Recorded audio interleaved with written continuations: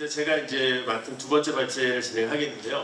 저는 이제 이번에 코로나 이후 단기 봉사 트렌드 분석과 위기 이렇게 좀 저희가 준비를 했어요. 트렌드를 잘 분석을 해야지 또 이제 코로나 이후로 많이 바뀌었기 때문에 이것을 저희가 알고 또 어떤 또 이 트렌드에 맞게 어떤 위기가 있는지 알 수 있을 것 같아요. 그래서 제가 한 15분, 25분까지 발제하겠는데요. 먼저는 이제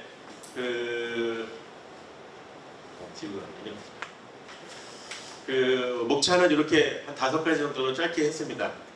여러분 그 페이퍼 5페이지에 디테일하게 설명을 넣습니다. 단기 선교 대중화, 참여 기간의 변화, 하이브리드 단기 선교, 중기 단기 선교, 안정불감증이라는 목차로 제가 이제 정리를 좀 해봤는데요. 어쨌든 다시 시작이 된 거죠. 다시 시작이 돼서 지금 저희 이제 KWMA하고 크림하고 한국선교연구원하고 같이 조사를 하는데 이번에 보니까 2023년이니까 최근 통계인데 1년 미만 단기 선교 참여자가 5,065명인 거예요. 엄청나게 많죠. 근데 이거는 여기서 기억해야 할 게 뭐냐면은 선교 기관들 중심으로 조사한 거예요. 그러니까 교회 숫자는 빠진 거예요. 그러면 교회 숫자를 더하면 이 숫자에 엄청난 숫자가 더해지는 건데 비례로 보시면 되겠습니다. 그 숫자에 20대가 73.1%나 되는 거예요. 그러니까 대부분 청년들이 가는 거예요. 그러니까 안 좋게 얘기하면 청년들이 많이 가고 청년들이 많이 다치는 거예요. 이렇게 결론을 지을 수 있기 때문에 우리 청년들이 잘 갈 수 있도록 우리가 준비를 해야 되는데 지금 이제 한국 트렌드가 뭐냐면은 이제 단기 선교가 대중화가 된 거예요. 제가 이 표현을 좀 재밌게 얘기하는데 우리 교회 찬양팀 대중화됐다고 하는 말 옛날에는 찬양하려고 그러면 막 경비와 찬양훈련도 받고 와야 되고 막 뭐 기타도 하나 배우고 와야 되는데 지금은 그냥 밴드들이 너무 많잖아요. 한국에. 그러니까 웬만한 찬양팀보다 밴드가 더 많거든요. 그러니까 지금 이런 추세가 넘어온 게 뭐냐면 단기 선교로 넘어왔어요. 왜냐하면 단기 선교 팀들 얘기 들어보면은 선교사님들 강사로 거의 안 부르더라고요. 그냥 알아서 해요. 알아서. 오히려 텔레비 봐요. 기안팔사도 갔다 왔는데 우리도 간다. 그래서 자기들끼리 막 모여서 유튜브 보고 정보 구하고 또 핸드폰에 어플들이 많잖아요. 그런 거 잘 골라서 여행 가격 검색, 지역 검색 다 해가지고 단기 선교 팀들을 많이 가는데 그러다 보니까 장점 단점이 하나 생긴 게 있더라고요. 그 장점 단점들이 뭐가 있냐면은 자발성으로 가니까 뭐 되게 창의적이고 그 다음에 다양한 의견들을 수렴하는 건 되게 좋아요. 그런데 뭐가 어렵냐면은 위기에 대해서는 되게 준비를 안 하고 가는 거예요. 그냥 급하게 모여서 가고 막 이렇게 이 위기라는 거 제가 그 세월호 사건 났을 때 저희 교회에 아시아나 승무원이 오셨어요. 그래서 저희 청소년들 위기 교육을 해줬는데 딱 그러는 거예요. 아시아나 승무원의 70, 80%의 훈련은 위기 훈련이라는 거예요. 근데 세월호 그때 들으면 알겠지만 그냥 선장들 배 버리고 갔잖아요. 그러니까 위기가 났을 때 그 비행기가 불시착해가지고 뛰어 내려와서 막 불이 날 때 승무원 후배가 애를 하나 얻고 막 나오더래요. 근데 얘가 평소에는 그런 얘기 할 애가 아니었는데 물어본 거예요. 선배 승무원이 저희 교회 오신 분이 너 어떻게 얘기를 했냐 그랬더니 선배는 모르겠어요. 위기가 나오니까요 제 몸에서 그냥 이게 움직여서 몸이 말했어요. 애 얻고 안전관리 시스템 훈련 받은 대로 했다. 이런 얘기를 하면서 이 위기에 대한 준비나 이것들은 우리가 정확하게 몸으로 익히지 않으면 안 된다는 거죠. 전문성과 비전문성의 경계를 잘 우리가 봐야 되고 또 하나는 잠깐만요.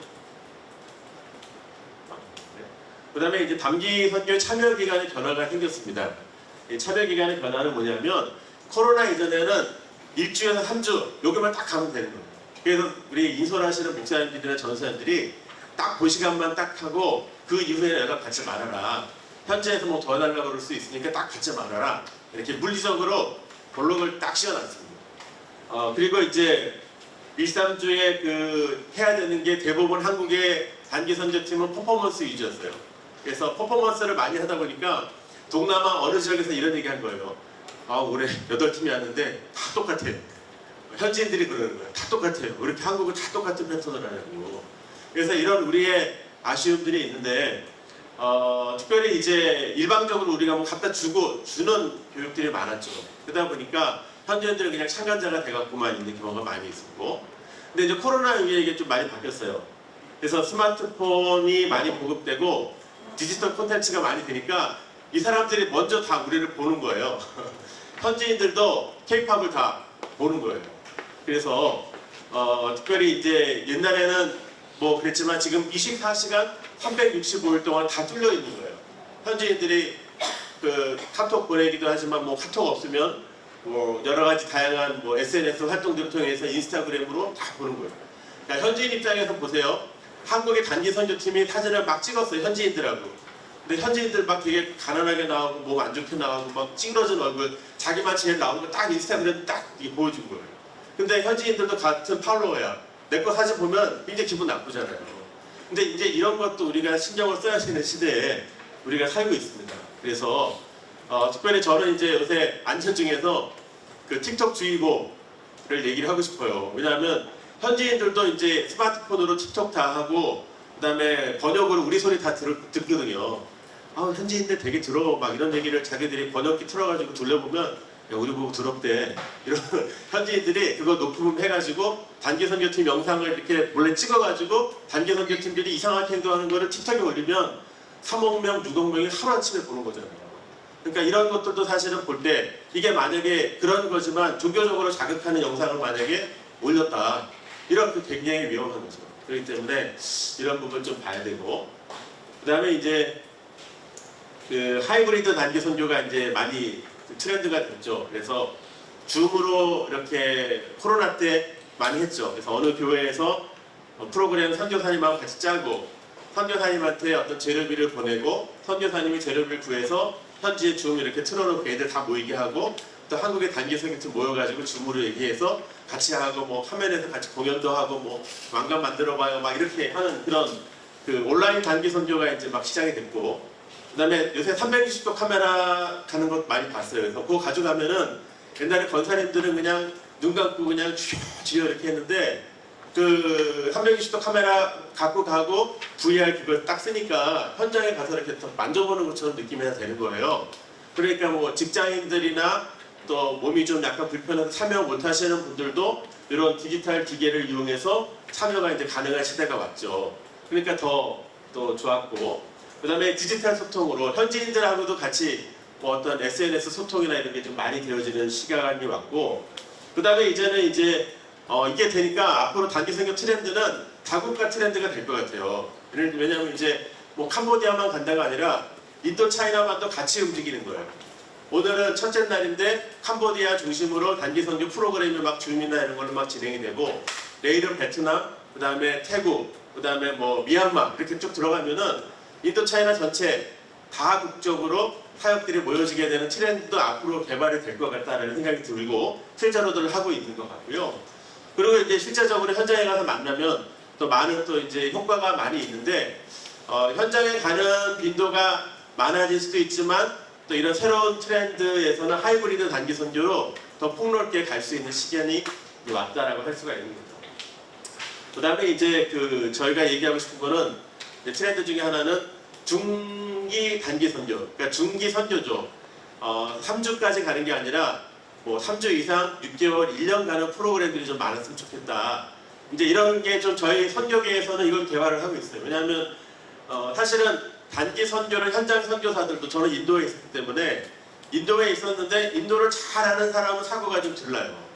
그런데 인도를 잘 모르는 사람이 막 일정을 짜는 거죠. 어떤 분은 이렇게 얘기하세요. 남인도 북인도 열흘 안에 다 볼 수 있나요? 이렇게 물어보시는 분들도 있어요. 근데 그건 절대 안 되거든요. 그러니까 그런 일정들이 우리에게 없으려면은 사실은 저희의 이런 청년들이나 자원들이 현장에 가서 이렇게 전문성을 갖고 잘 그 안에서 준비가 되고 그 친구들이 또 다른 단기 팀들을 맞으면 좀 바람직하지 않는가. 그리고 이거 이제 KWMA에서 저번에 2월달에 작년에 또 했던 프로그램 중에 하나인데요. 그 중기 단기 선교를 얘기한 거예요. 그러니까 예를 들면 제가 지금 관여하고 있는 거는 군내에 있는 청년들 전역한 후에 한 갭이어라 그러죠. 복학하기 전에 6개월에서 1년간 해외 현장 인턴십으로 보내는 걸 계획을 했어요. 그래서 예를 들면 OM 선교사들이 둘러서 타고 가잖아요. 한 달 생선비가 먹고 자고 생활하는데 1,500불인데 거기에 한 400명 정도가 있으니까 거기에 외국 글로벌 인재들하고 같이 지내면서 언어가 다 트이고 그 다음에 1년 동안에 스탬프 찍는 나라가 22개국이거든요. 그래서 이거 가면은 좋다. 그리고 저희는 이제 이 친구들을 서티피케이트 만들어가지고 CBMC나 이런 데 취업을 이렇게 건장한 군대 나왔는데 영어도 잘하고 글로벌합니다. 이렇게 보내려고 계획을 하고 있어요.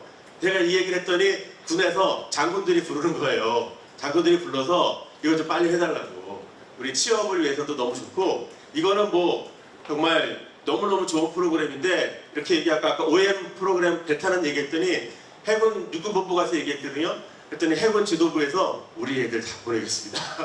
이렇게 얘기하시더라고요. 그래서 좀 저희가 단기 선교라기보다는 중기 선교로 좀 더 의미 있게 사역들을 만들 필요가 있다. 그래야지만 제가 지금 K-팝을 연구를 많이 하고 있는데 K-팝 연구해보면 K-팝이 굉장히 탄탄한 거예요. 근데 탄탄한 이유를 알아보니까 K-팝이 5세대까지 있는데 K-팝 2세대부터 연습생 제도가 들어간 거예요. 이 연습생을 보통 7년 하더라고요. 7년 동안. 그래서 잘 기본기를 탄탄하게 익혔는데 지금 이 단기 선교라고 하는 이 귀한 프로그램에 기본기가 탄탄한 사람들이 저희가 현장에 잘 배치되면 선교사님들이 다 일일이 따라다니면서 안전관리하기 어렵잖아요. 그러니까 그 친구들이 현장에서 위험 지역을 잘 이렇게 빠져나갈 수 있는 좋은 인력툴이 만들어지고 좋은 경험이 있겠다 이런 생각이 들고요. 그 다음에 안전불감증이죠. 이게 휘트가 안 맞아갖고 글자가 날아가는데 아까 요거 얘기는 다 말씀하셨지만 저는 여기 중에서 3번 얘기를 좀 하고 싶습니다. 오늘 그 한국교회 봉사단 우리 김철원 목사님 모셨는데요. 목사님 잠깐 한번 일어나주세요. 제가 아까 소개 한번 시켜드렸는데 잠깐 인사 한번 하시죠. 한국교회 봉사단 김철원 목사님이고요.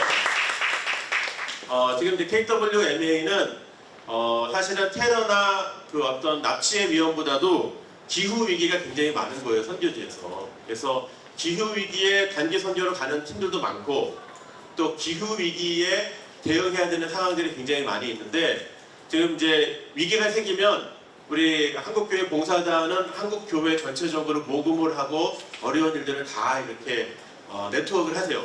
그리고 이제 KWMA는 선교 현장을 연결해서 재난 지역에 각 교단과 선교단체 리더십들이 잘 연결돼서 공동 프로젝트를 할 수 있도록. 그래서 우크라이나 또 튀르키예 또 여러 가지 전쟁이나 미얀마 사태 났을 때 바로바로 네트워크를 잘 해서 저희는 이제 시스템이 좀 갖춰져 있는 상황이 되고 있기 때문에 기후 위기에 대한 준비를 기후 위기는 한 번 나면 어마어마하게 크게 나기 때문에 이런 부분에 대해서는 저희가 단기 선교 팀도 이거 새로운 위기 중에 하나다라고 하는 것을 우리는 잘 기억해야 됩니다. 납치나 테러 위기보다 기후 위기의 빈도수가 더 높다라고 하는 인식을 우리가 잊지 말아야 될 것 같고요. 지금 이제 아프리카 뭐 여러 가지 중동 그다음에 아시아의 많은 사람들이 한국에 들어와 있는데 지금 단기 선교 트렌드 중에 변화되는 거는 그들을 향한 단기 선교 사역들이 조금씩 이제 되어지는 부분도 많이 발견이 되고 있습니다. 그래서 여러 가지 다양한 부분들. 저번에 저희가 기자간담회 했는데 그 해외 원정 경기에서는 우리가 죽었다, 되게 힘들었다. 그런데 홈 원정 경기에서는 우리가 이겨야 된다. 그래가지고 홈에 있을 때 이주민들을 더 잘 섬기고 도와야 되겠다고 얘기를 했는데 그런 단기 선교 트렌드 중에 하나가 이주민 선교 트렌드도 많이 있다라고 하는 것들. 그런데 거기에도 위험은 있는 거죠. 그러니까 지금 제가 있는 오피스가 있는 노량진도 아프리카 분들이 굉장히 많으세요. 그래서 왜 그렇게 많나 했더니 노량진 수산시장에서 일하시는 분 되게 많은 거예요. 아침 저녁으로 한 번씩 꼭 만나요. 그럼 이제 저도 말도 걸고 얘기를 하는데 가끔 가다가 약간 이제 좀 저보다 등치 있는 사람들 이렇게 보면은 약간 저도 좀 겁나고 이 사람들 제가 친해지면은 우리가 좀 위험하지 않을까 이런 위험이 없지는 않더라고요. 그러니까 우리가 이런 부분들을 잘 지혜롭게 대처하고 또 기획을 해서 뭔가 사역들이 되어진다면 더 건강한 또 일들이 있지 않을까 이런 생각을 하게 됩니다. 그래서 저는 짧게 단기봉사 트렌드하고 분석하고 이제 그 안에 어떤 위기들이 있을지를 잠깐 소개를 해드렸는데요. 여러분들이 페이퍼 잘 보시고 확인해 주시면 되겠습니다.